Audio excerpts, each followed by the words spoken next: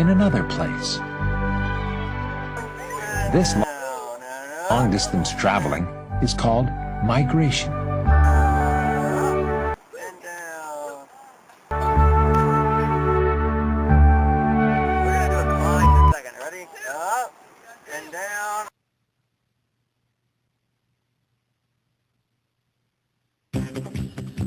Go ahead.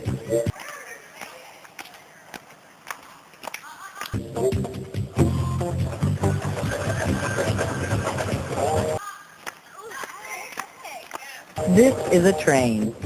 A steam locomotive, to be exact.